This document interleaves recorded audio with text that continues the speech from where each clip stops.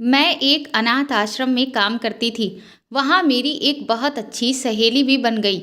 मैंने देखा कि अनाथ आश्रम की ही रहने वाली एक लड़की मेरी सहेली से बार बार कहती कि आप मेरी जगह पर जाकर सो जाया करें, क्योंकि ना जाने मेरे साथ ऐसा क्या होता है कि सुबह उठने के बाद मुझे बहुत दर्द होता है।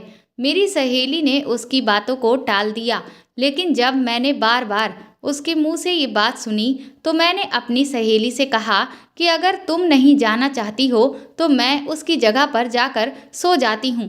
और जब अगले दिन मैं उसकी बात मानकर उसकी जगह पर जाकर सो गई तो कुछ देर तो मुझे कुछ भी एहसास नहीं हुआ, लेकिन जैसे ही आधी रात हुई कि तभी अचानक से किसी ने मेरे पैर पर हाथ रखा और फिर तो मैं दर्द से तड़प उठी, क्योंकि उसने मेरे साथ कभी कभी हमें अपनी आंखों देखी बातों पर यकीन नहीं होता, क्योंकि आज के दौर में इंसान सिर्फ वही करता है जिसमें उसका फायदा हो। बिना अपने फायदे के कोई किसी की भी मदद नहीं करना चाहता। मेरा नाम अंजलि है। मेरी उम्र इस समय 35 साल थी। मैं अपने घर में अपनी माँ के साथ रहती थी। हम दोनों का एक दूसरे के अलावा इस दुनिया में और कोई सहारा नहीं था। मेरे पति का कुछ साल पहले ही देहांत हो चुका था। मेरे पति की मौत के बाद मैं अपनी माँ के घर वापस आ गई थी, क्योंकि मेरे ससुराल वाले भी मुझे अब अपने साथ नहीं रखना चाहते थे। बचपन में ही मेरे पिताजी का भी देहांत हो गया था और तभी से मेरी माँ ने मुझे अकेले ही पाला था। मेरी शादी के बाद मेरी माँ अकेले ही रहती थी, क्योंकि मैं उनकी इकलौती औलाद थी। मेरे ससुराल में मेरे सास ससुर और एक देवर था। पति के देहांत के बाद मेरी माँ ने मेरे सास ससुर से कहा कि वह मेरी शादी मेरे देवर से करवा दे, लेकिन उन्होंने इस सब से पूरी तरह से इनकार कर दिया, क्योंकि वह मेरे देवर की शादी किसी दूसरी लड़की से करना चाहते थे। और इसी वजह से मेरी माँ मुझे अपने साथ रहने के लिए वापस ले आई। लेकिन इस सब के बावजूद भी मेरी माँ मेरे लिए दूसरे रिश्ते ढूंढने लगी, ताकि मैं एक बार फिर से शादी करके अपना घर बसा लूं। लेकिन मैंने अब अपनी माँ से दोबारा शादी करने से साफ मना कर दिया था, क्योंकि अब मेरा शादी ब्याह से पूरी तरह से मन हट चुका था। मेरी माँ ने अपनी पूरी जिंदगी सिर्फ मेरे लिए ही जी थी, और इसीलिए अब मेरा भी फर्ज बनता था कि मैं उनके लिए भी कुछ करूं और उन्हें भी उनके बुढ़ापे में आराम दूं। मेरी माँ शुरू से लोगों के कपड़े सिलकर अपना गुजारा करती थी, लेकिन आजकल बुढ़ापे की वजह से उनकी तबीयत खराब रहने लगी थी। मैंने अपनी माँ से कहा कि अब आप कपड़ों को सिलना बंद कर दीजिए, क्योंकि आपकी तबीयत ठीक नहीं रहती है। मैं कोई ना कोई काम ज़रूर देख लूँगी। मैं ज़्यादा पढ़ी लिखी तो नहीं थी। इंटर के बाद मेरी माँ ने मेरी शादी करवा दी थी, क्योंकि उन्हें मेरी शादी की बहुत फिक्र रहती थी। वह चाहती थी कि अपने जीते जी ही वह मेरी शादी करवा दे, और इसी कारण से उन्होंने इंटर के बाद ही मेरी माँ ने मेरे लिए अच्छा सा रिश्ता देखकर मेरी शादी कर दी, जिस कारण मुझे किसी स्कूल में नौकरी मिल पाना तो बहुत ही मुश्किल था। मैंने अपने पड़ोसियों से भी कह रखा था कि अगर मेरे लायक उन्हें कोई भी काम पता चले तो वह मुझे बता दें।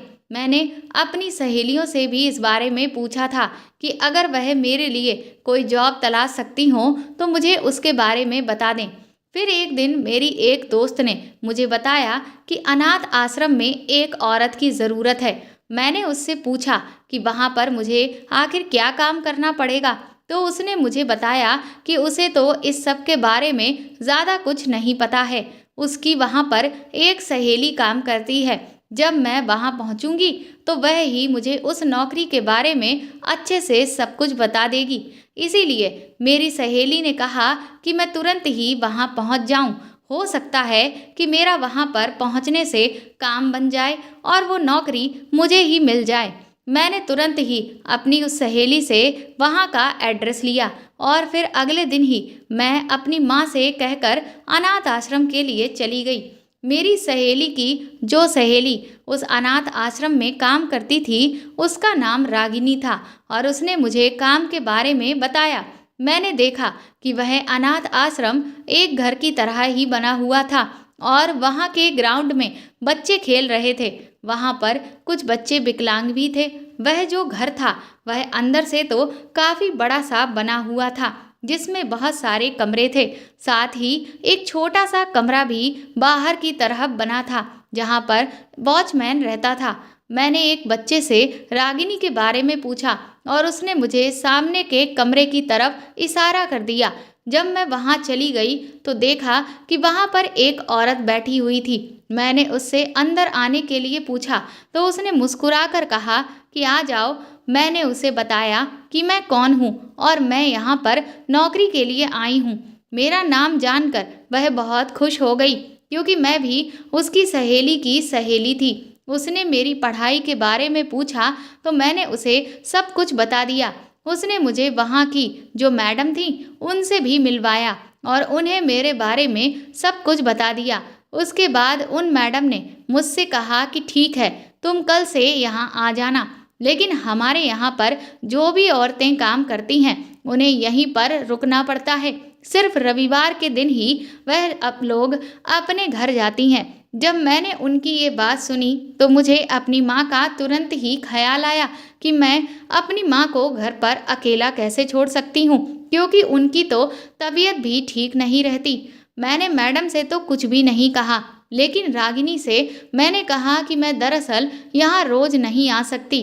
तो उसने कहा कि देखो, ये बात तो तुम्हें हर हाल में माननी ही पड़ेगी, वरना तुम्हें ये नौकरी नहीं मिलेगी, क्योंकि यहाँ पर हर समय बच्चों की देखभाल करनी पड़ती है और हर समय उनका ख्याल रखने के लिए किसी न किसी को उनके पास रहना बहुत ज़रूरी है।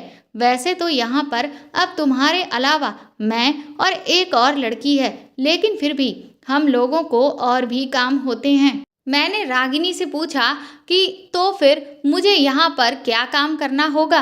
रागिनी ने कहा कि तुम्हें यहाँ रुककर बच्चों के खाने पीने की जिम्मेदारी को उठाना होगा और यही तुम्हारी ड्यूटी होगी कि तुम्हें सभी बच्चों का ख्याल रखना होगा। इसके अलावा और कोई भी काम तुम्हारा नहीं होगा। मैंने फिर उससे और भी कुछ बातें की और फिर मैं वहाँ से उठकर अपने घर आ गई। मुझे अब वहाँ पर रुकने पर कोई भी ऐतराज़ तो नहीं था, लेकिन मुझे अपनी माँ की फिक्र थी, क्योंकि मैं उन्हें अकेला नहीं छोड़ सकती थी। जब मैं घर लौटकर वापस आई तो माँ ने मुझसे पूछा कि क्या हुआ, क्या तुम्हें नौकरी मिल गई है। मैंने माँ को वहाँ पर जो कुछ भी हुआ उसके बारे में सब कुछ बता दिया। माँ ने कहा कि अगर तुम्हें ये नौकरी अच्छी लगी है और पैसे भी तुम्हें सही मिल रहे हैं तो तुम ये नौकरी कर लो और तुम मेरी फिक्र मत करो, क्योंकि मैं अकेली रह लूँगी। मैंने उनसे कहा कि लेकिन फिर आपके लिए खाना कौन बनाएगा, क्योंकि मुझे तो वहाँ 24 घंटे ही रहना होगा। माँ ने कहा कि तुम बिल्कुल भी फिक्र मत करो, मैं अपने लिए खुद ही खाना बना लूँगी। वैसे भी मैं सारा दिन खाली ही तो रहती हूँ। तुमने मेरा सिलाई का काम भी छुड़वा दिया है, क्या मैं अपने लिए खाना भी नहीं बना सकती। मैंने कहा ठीक है, लेकिन आप अपना बहुत ज़्यादा ख्याल रखना और दवाई भी समय से लेती रहना। मैं अपने कमरे में आई। मैंने अपनी अलमारी से अपने कुछ कपड़े निकाल कर बैग में रख लिए और ज़रूरत का सामान भी मैंने सारा पैक कर लिया। अगले दिन मैं अपनी माँ से मिलकर वापस अनाथ आश्रम के लिए निकल गई। जब मैं वहाँ पहुँची तो वहाँ पर मुझे मैडम मिली और फिर मैडम ने मुझे मेरा सारा काम अच्छे से समझा दिया और मुझे मेरा कमरा भी दिखा दिया, जिसमें मेरे साथ रागिनी और वह जो दूसरी लड़की थी वह भी उसी कमरे में रह रही थी। मैंने अपना सामान, अपने सारे कपड़े उस कमरे में रख दिए, लेकिन उस वक्त उस कमरे में कोई भी नहीं था। मैंने थोड़ी बहुत देर आराम किया और फिर मैं बाहर आ गई। बाहर जब मैं आई तो मुझे रागिनी ने उस तीसरी लड़की से मिलवाया जो मेरे साथ ही उस कमरे में रह रही थी, जिसका नाम पूजा था। मैंने उससे मुलाकात की और अपने बारे में उसे सब कुछ बताया। उन्होंने भी मुझे अपने बारे में बताया और फिर हम बच्चों के साथ खेलने लगे। दोपहर के खाने का समय हो गया था और एक कमरा था जिसमें बच्चे खाना खाया करते थे। हम उस कमरे में बच्चों को लेकर गए और बच्चों को खाना खिलाने लगे। वहाँ पर एक आंटी थी जो सभी बच्चों का खाना बनाने के लिए आई हुई थी और वह खाना बनाकर वहाँ से चली जाती थी। दोनों टाइम का खाना बनाना, सुबह का नाश्ता बनाना उनकी ही जिम्मेदारी थी। बच्चों को पढ़ाने की जिम्मेदारी रागिनी की और पूजा की थी। वह बच्चों के खाने पीने का भी ध्यान रख लेती थी। मेरा अब यहाँ अच्छे से समय गुजर रहा था। बच्चे सारा दिन खेल में मगन रहते थे और साथ में पढ़ाई भी करते थे। लेकिन बच्चों को पढ़ाने के लिए उन लोगों को थोड़ी बहुत डांट लगानी पड़ती थी। मेरी अब रागिनी से बहुत अच्छी दोस्ती हो गई थी। यहाँ रहकर मैंने एक बात नोटिस की थी कि यहाँ हर रोज कोई ना कोई बच्चा अडॉप्ट होता था। रोज कोई ना कोई फैमिली ऐसी होती थी जो किसी एक बच्चे को अपने साथ ज़रूर लेकर जाती थी और मैडम उनको बच्चा दिलवा देती थी।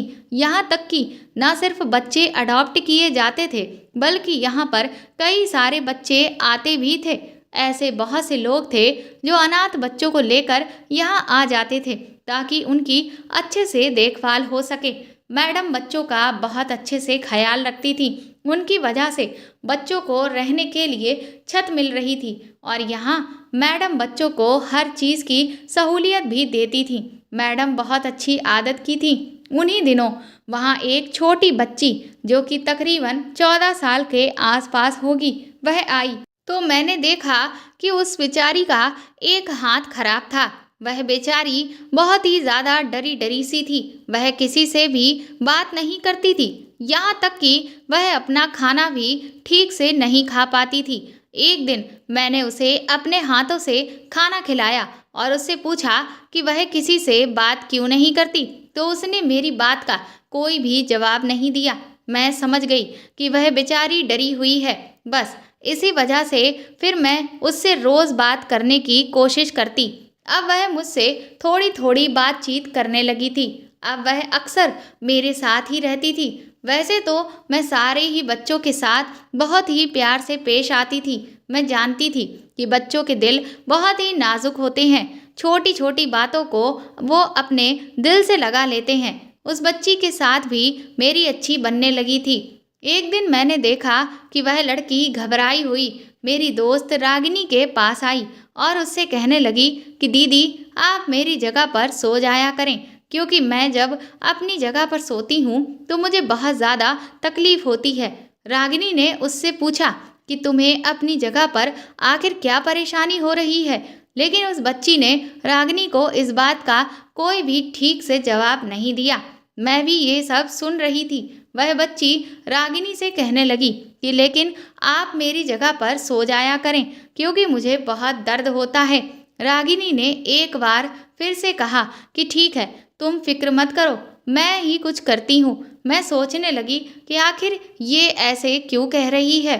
फिर मुझे लगा कि बच्ची है, शायद कोई बात होगी जो उसे परेशान कर रही है और इसी वजह से वह अपनी जगह बदलने के लिए कह रही थी।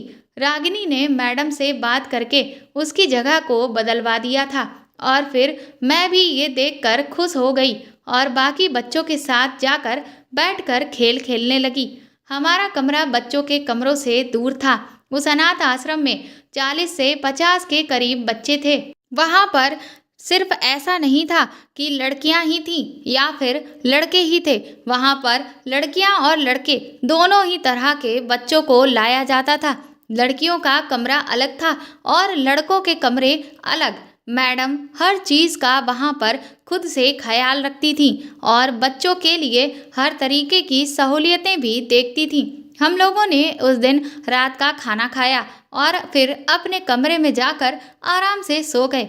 अगले दिन जब मैं उठी तो रोज़ की तरह मैं अपने सभी कामों में लगी हुई थी कि तभी दोपहर के खाने का समय हुआ और मैं उस बच्ची यानी नैना के पास गई। मैंने उसे जाकर जब पूछा कि आज तो तुम्हें अच्छे से नींद आई होगी, अब तो रागिनी दीदी ने तुम्हारी जगह भी बदलवा दी है।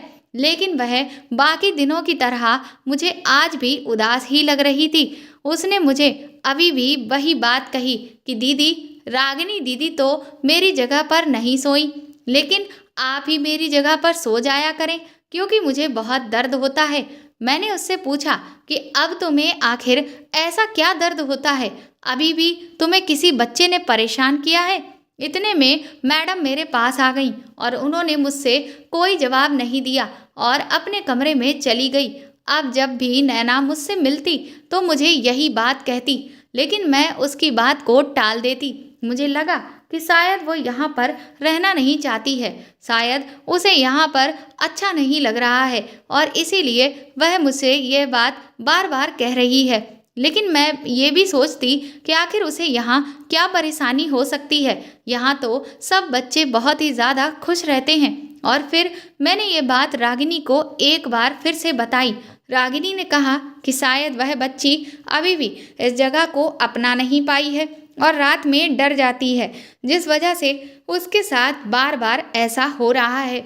लेकिन मैंने रागिनी से कहा कि पर अब तो फिर भी उसे यहाँ पर आए हुए काफ़ी दिन हो गए हैं, लेकिन उसकी वो जो दर्द वाली बात है वह मुझे समझ में ही नहीं आ रही है।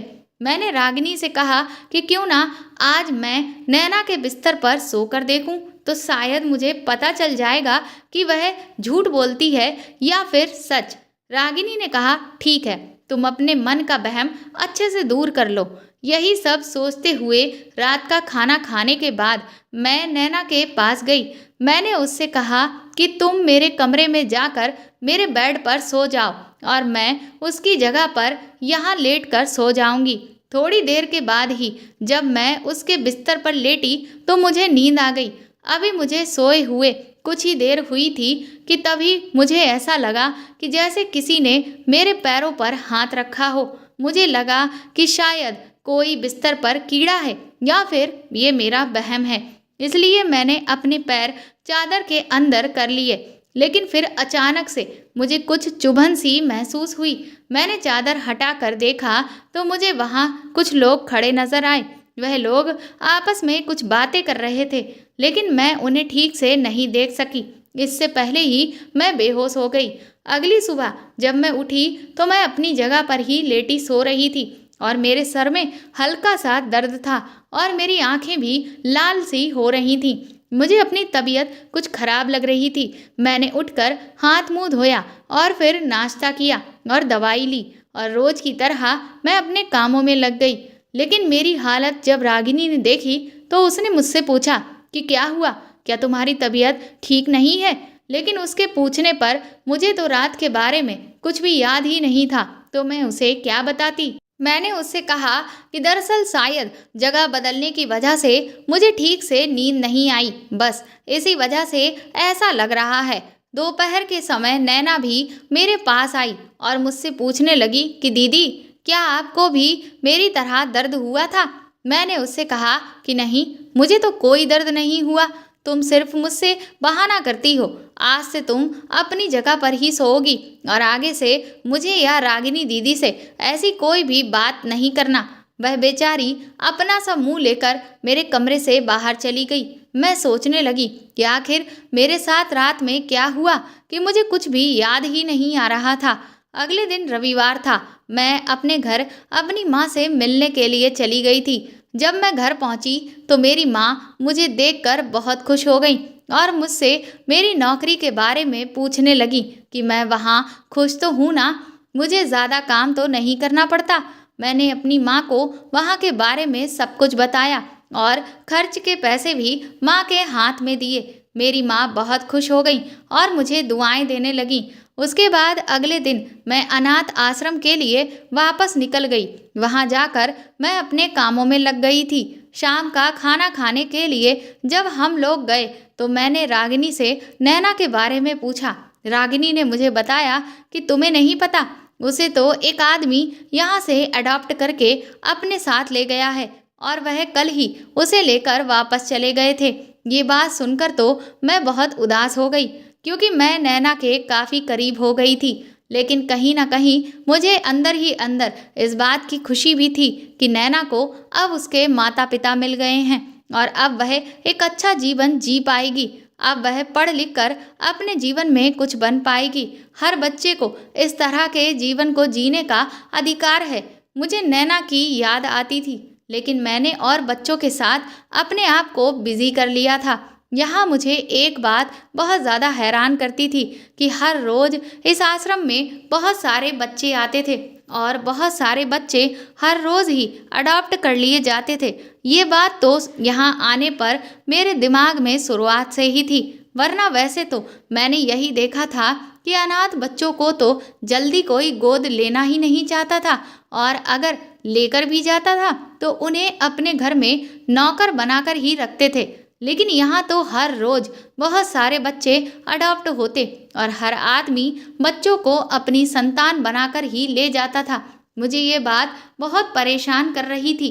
मैं जानना चाहती थी कि आखिर ये सब मुमकिन कैसे हो पा रहा है। लेकिन अगर मैं इस बात को किसी से भी पूछती तो मुझे इसका कोई खास जवाब नहीं मिलता। मैंने इस बारे में रागिनी से भी बात की तो रागिनी ने भी मुझसे यही कहा कि शायद ऊपर वाले की इस अनाथ आश्रम पर ऐसी कृपा है कि बच्चों का ज़्यादा से ज़्यादा भला हो रहा है। और दूसरा, यहाँ की मैडम बहुत अच्छी हैं, वह बहुत लोगों को जानती हैं, जिस वजह से यहाँ ज़्यादा अडॉप्शंस होते हैं। वैसे भी अगर दुनिया में बुरे लोग हैं तो उनके साथ साथ बहुत सारे अच्छे लोग भी हैं। उसकी बात सुनकर मैं खामोश हो गई, लेकिन मैं उसके जवाब से संतुष्ट नहीं थी। लेकिन मैं कर भी क्या सकती थी, क्योंकि अगर मैं ज़्यादा छानबीन करती तो फिर मेरी खुद की नौकरी भी खतरे में आ जाती, और मुझे इस नौकरी की बहुत ज़्यादा ज़रूरत थी, क्योंकि अगर मेरी ये नौकरी छूट जाती तो फिर पता नहीं मुझे कहीं और दोबारा कोई नौकरी मिलती भी या नहीं। इस सब में मेरी पढ़ाई लिखाई भी तो मेरे आड़े आ जाती है। एक दिन अचानक एक बच्ची मेरे पास आई जो लगभग 13 साल की होगी। वह मुझे आकर कहने लगी कि दीदी, मुझे अपने बिस्तर पर नहीं सोना है क्योंकि मुझे बहुत दर्द होता है। उसकी जब मैंने ये बात सुनी तो मैं हैरान रह गई, क्योंकि सेम टू सेम यही बात मुझे नैना भी कहा करती थी। मैंने उससे पूछा, बेटा तुम्हें कैसा दर्द होता है?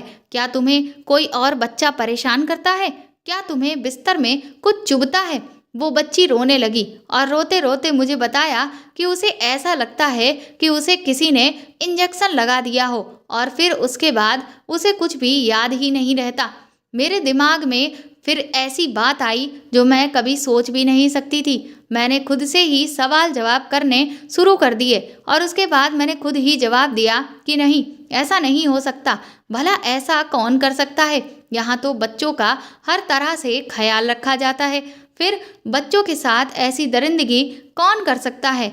मैं उस बच्ची को अपने कमरे में ले गई और दरवाज़ा अंदर से बंद कर लिया। उसके बाद मैंने उसके सारे कपड़ों को हटाया और फिर जब उसके शरीर पर मैंने कुछ निशानों को देखा तो मैं अच्छे से समझ गई कि इसका मतलब इसके साथ कुछ गलत हुआ है। मैंने उसे कहा कि तुम बिल्कुल भी फिक्र मत करो, मैं रात को तुम्हारे साथ ही सोऊंगी, घबराओ नहीं, और तुम ये बात अभी किसी को भी मत बताना। उस बच्ची की हालत देखकर मुझे भी बहुत रोना आ रहा था, लेकिन मैंने उस वक्त खुद को शांत किया और मन में ही सोच लिया कि इसके साथ जो कुछ भी हुआ है उसके बारे में मैं पता लगा कर ही रहूंगी कि आखिर इस बच्ची के साथ किसने ये गलत काम किया, और जिसने भी ऐसा किया है मैं उसको हर हाल में छोड़ूंगी नहीं।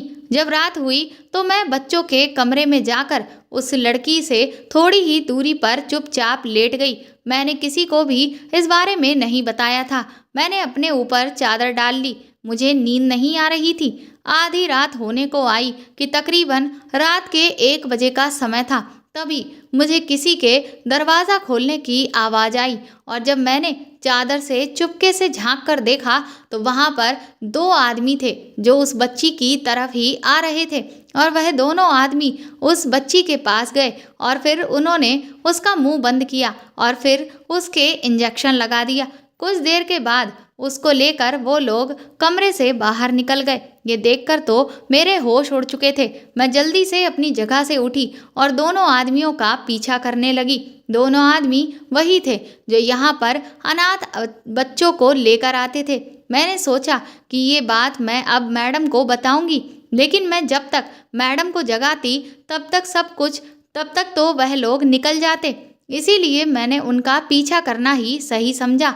जब मैं उनका पीछा करते करते बाहर गई तो मुझे ये देखकर बहुत ज़्यादा हैरानी हुई कि वह वॉचमैन से बातें कर रहे थे। वॉचमैन ने उनके बाहर जाने के लिए मेन गेट भी खोल दिया, जिससे मैं अब समझ गई कि वह वॉचमैन और शायद मैडम भी इस सब में मिले हुए हैं। उनके निकलने के बाद ही वॉचमैन ने मेन गेट बंद कर दिया। मैं दूसरे गेट से बाहर गई तो सामने ही मुझे वह दोनों आदमी दिखाई दिए। मैं उनके पीछे पीछे जाने लगी।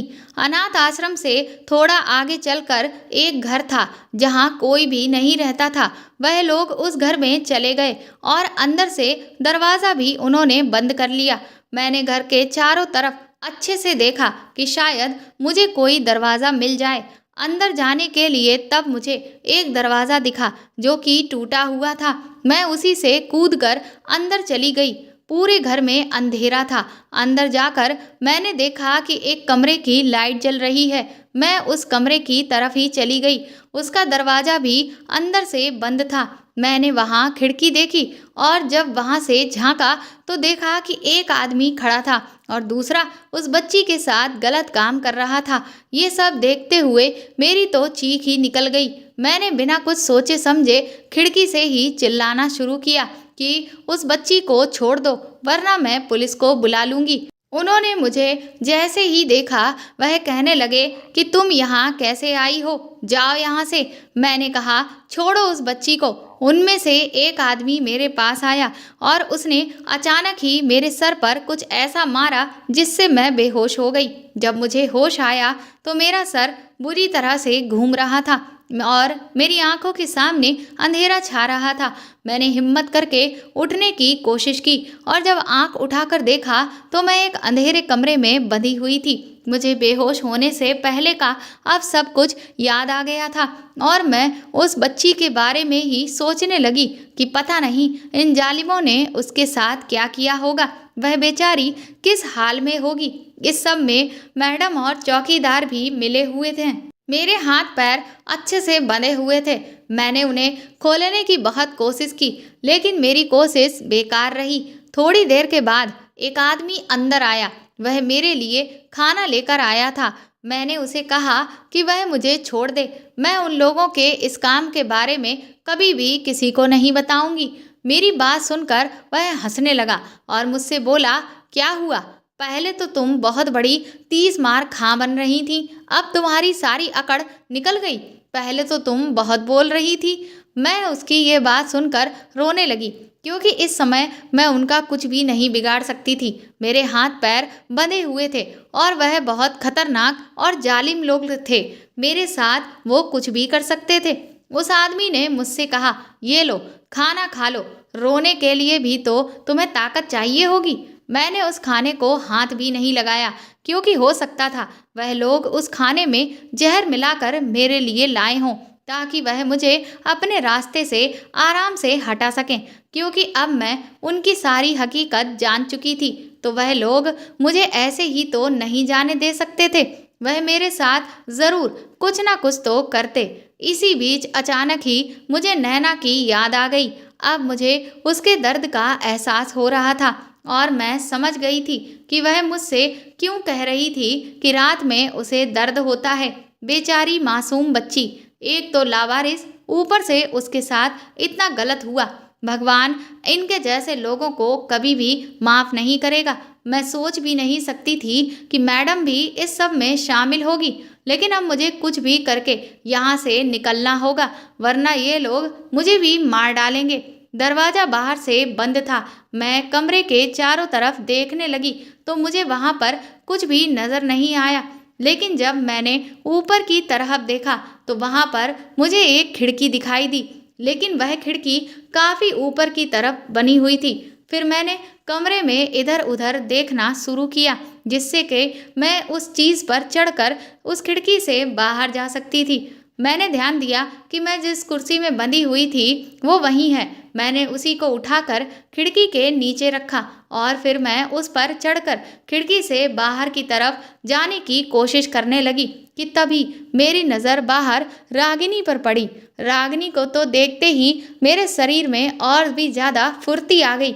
मैंने तुरंत ही नीचे पड़ा हुआ एक पत्थर उठाकर रागिनी की तरफ फेंका जिससे उसका ध्यान मुझ पर जाए और फिर जैसे ही वह मेरी तरफ पलटी मैंने हाथ हिलाकर उसे इशारा कर दिया। वह तुरंत ही भागती हुई मेरी तरफ आई। इस तरफ से तो मुझे कुर्सी मिल गई थी लेकिन उस तरफ मेरे पास कुछ भी नहीं था। रागिनी भी इधर उधर देखने लगी कि तभी उसे एक स्टूल मिल गया और उस स्टूल को उसने वहीं खिड़की के नीचे रख दिया और फिर मुझे इशारा किया कि मैं जल्दी से खिड़की से कूदकर इस स्टूल पर पैर रखूं। मैं तुरंत ही इधर से खिड़की से चढ़ गई और उस तरफ मुझे रागिनी ने सहारा दिया, जिससे मैं स्टूल पर पैर रखकर नीचे आ गई। लेकिन इस सब में थोड़ी बहुत चोट मेरे पैर में लग गई, जिससे मुझसे चला भी नहीं जा रहा था। लेकिन मैं रागिनी का सहारा लेते हुए तुरंत ही गेट की तरफ निकल गई। मैंने इस बीच रागिनी को सब कुछ बता दिया। हम दोनों आगे जाकर अनाथ आश्रम के गेट के पास पहुंचे।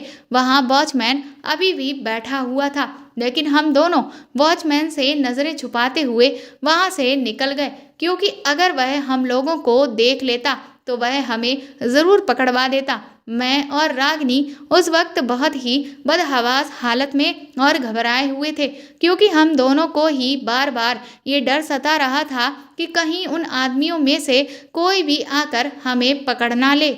हम दोनों तुरंत ही पुलिस स्टेशन की तरफ मुड़ गए, क्योंकि बच्चों को हम ऐसे हाल में नहीं छोड़ सकते थे। वहाँ बच्चों के साथ बहुत ज़्यादा गलत हो रहा था और ये सब पुलिस को बताना बहुत ही ज़रूरी था। पुलिस स्टेशन वहाँ से काफ़ी दूर था। हम दोनों पैदल ही पुलिस स्टेशन पहुँचे। वहाँ पहुँचने में हमें आधा घंटा इंतज़ार करना पड़ा। वहाँ बैठे लोगों से मुझे बहुत डर लग रहा था, क्योंकि वह सारे ही मुजरिम थे। मैंने इंस्पेक्टर को सारी बात बताई। इंस्पेक्टर ने कहा कि क्या तुम्हारे पास तुम्हारी इन सब बातों का कोई सबूत है? मैंने कहा कि नहीं, इसका कोई मेरे पास सबूत तो नहीं है।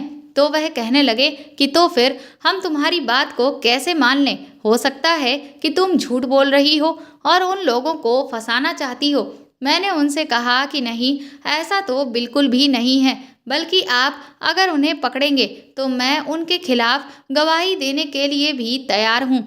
अभी ये बात चल ही रही थी कि तभी रागिनी ने कहा कि सबूत मैं आपको दूंगी। ये बात सुनकर मैं हैरान रह गई। रागिनी ने कहा कि तुमने तो मुझसे एक बार भी पूछा ही नहीं कि मैं वहाँ पर कैसे पहुँची। दरअसल रात के उस वक्त मेरी आँख खुली और मैं तुम्हें चुपके से बाहर की तरफ जाते हुए देखा। इसी बीच मेरी नज़र पड़ी कि तुम दो आदमियों का पीछा कर रही हो और वह दो आदमी किसी बच्ची को अपने साथ लेकर जा रहे हैं। इससे मुझे तुरंत ही किसी खतरे का अंदेशा पैदा हो गया और मैं भी तुम्हारे पीछे ही दबे पांव चुपके से निकल ली। जब मैंने तुम्हारा पीछा किया तो कुछ दूर तक तो मुझे तुम दिखाई दी थी, लेकिन फिर एक घर के पास पहुंचने के बाद मुझे समझ नहीं आ रहा था कि तुम अचानक कहाँ से चली गई हो। पहले तो मैं यहाँ वहाँ तुम्हें देखने लगी, लेकिन फिर मुझे एक कमरे से बल्ब की रोशनी दिखाई दे रही थी और जब मैंने अंदर झांक कर कमरे में देखा तो मेरे होश उड़ चुके थे। और पहले तो मैंने सोचा कि मैं उनको जाकर रोकूं, लेकिन क्योंकि वह दो आदमी थे और मैं अकेली, इस वजह से मुझे नहीं लगा कि मैं उनका अकेले मुकाबला कर पाऊंगी। मैंने तुरंत ही उन लोगों का वीडियो बना लिया था। रागिनी ने वह वीडियो इंस्पेक्टर साहब को दिखाया, जिसे देखकर इंस्पेक्टर साहब के भी होश फाख्ता हो गए। उन्होंने हमारी बात मान ली, लेकिन उन्होंने कहा कि इससे ये बात साबित नहीं होती कि ये काम अनाथ आश्रम की मैडम करवा रही है, क्योंकि इसमें सिर्फ वह दो आदमी ही दिख रहे हैं और अगर हम उन्हें पकड़ भी लेंगे तो वह तो अपनी बात से साफ तौर पर मुकर जाएंगे। मैं और रागिनी ने कहा कि तो फिर मैडम के खिलाफ हम सबूत कहाँ से लाएं? इंस्पेक्टर साहब ने कहा कि उसकी तुम लोग फिक्र मत करो। सबसे पहले मुझे तुम लोगों की सुरक्षा का इंतजाम करना होगा, क्योंकि उन आदमियों ने तुम लोगों को देख लिया है और हो सकता है कि वह तुम्हें नुकसान पहुंचाने की कोशिश करें। इंस्पेक्टर साहब की बात सुनकर मैं और रागिनी अपने अपने घरों को तुरंत ही निकल गए। मैंने अपनी माँ को इस बारे में सब कुछ बता दिया था। मेरी माँ मेरे इस काम से मुझ पर बहुत ही गर्व महसूस कर रही थी, लेकिन मैंने उनसे कहा कि इस वक्त हमारी जान को बहुत बड़ा खतरा है, जिसके लिए हमें किसी सुरक्षित स्थान पर जाना होगा। उसके बाद इंस्पेक्टर साहब मुझे और रागिनी को एक सुरक्षित जगह पर ले गए। कुछ दिनों के बाद पुलिस अनाथ आश्रम में भेष बदल कर गई और उन्होंने मैडम से बात की कि उन्हें एक बच्ची चाहिए और वह बच्ची को विदेश ले जाकर बेच देंगे। इसके लिए वह मुंह मांगी रकम देने को तैयार हैं।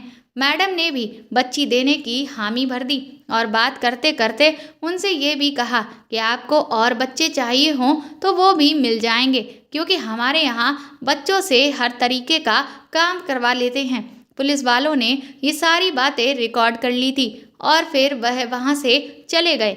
अगले दिन उन लोगों ने वहाँ पर छापा मार दिया। मैडम और उन दोनों आदमियों को भी गिरफ्तार कर लिया गया। वहाँ जो लड़कियाँ काम करती थीं उन्हें भी इस सब के बारे में कुछ भी नहीं पता था। मैडम के कमरे की जब पुलिस ने तलाशी ली तो वहाँ पर उनके खिलाफ ढेर सारे सबूत भी पुलिस को मिल गए और इसके साथ ही साथ पुलिस को मैडम के ऑफिस से ड्रग्स भी मिले, जिससे ये पता चला कि मैडम ड्रग्स का कारोबार भी करती थी।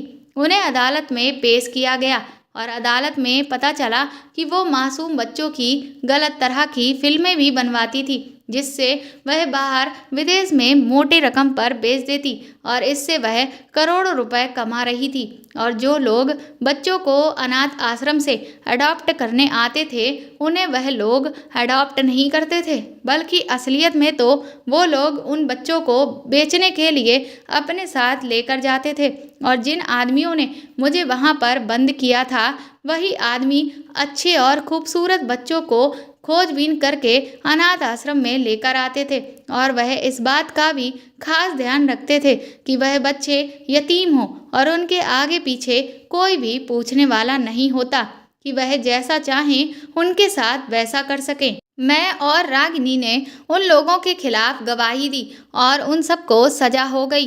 अब उस अनाथ आश्रम की जिम्मेदारी अदालत ने मुझे और रागिनी को ही दे दी है। मैंने वहाँ बच्चों का अच्छे से ध्यान रखना शुरू कर दिया है, जिसमें रागिनी भी मेरी पूरी मदद कर रही है। बच्चे भगवान का रूप होते हैं, लेकिन कुछ लोगों के पास शायद दिल ही नहीं होता। लोग पैसों की खातिर ऐसा कैसे कर सकते हैं, ये मैं सोच भी नहीं सकती थी। अब वह बच्चे बहुत खुश रहते हैं। कोई भी बच्चे को अडॉप्ट करने के लिए अगर आता है तो मैं सबसे पहले उनकी सारी इन्फॉर्मेशन लेती हूँ और बाद में ही किसी बच्चे को उन्हें देती हूँ, क्योंकि मैं नहीं चाहती कि कोई भी किसी बच्चे के साथ कुछ गलत करे। मुझे अक्सर अब भी नैना की याद आती है। मैं सोचती हूँ कि काश मैंने नैना की बात पर यकीन किया होता तो मैं तभी इन जालिमों को पकड़वा दिया होता और आज नैना भी हमारे साथ ही होती। अब पता नहीं वह बेचारी कहाँ होगी और किस हाल में होगी, लेकिन मैं भगवान से उसके लिए हर रोज़ दुआ करती हूँ कि वह जहाँ भी हो वो ठीक हो। तो दोस्तों, आपको ये कहानी कैसी लगी कमेंट करके ज़रूर बताएं और प्लीज़ इस कहानी को ज़्यादा से ज़्यादा शेयर और लाइक करके मेरे चैनल को सपोर्ट करें। साथ ही अगर आप चाहें तो मुझे सुपर थैंक्स भी खरीद कर दे सकते हैं। सुपर थैंक्स का ऑप्शन आपको इस वीडियो के नीचे दिए हुए सभी ऑप्शंस में दिख जाएगा, जो कि हार्ट शेप में बने हुए डॉलर के साइन के तौर पर है। और अगर आप मेरे चैनल पर नए हैं तो सब्सक्राइब करके बेल आइकन को ज़रूर दबा दीजिएगा, ताकि आगे भी मैं आपको ऐसी ही अच्छी कहानियाँ सुनाती रहूँ। Thank you.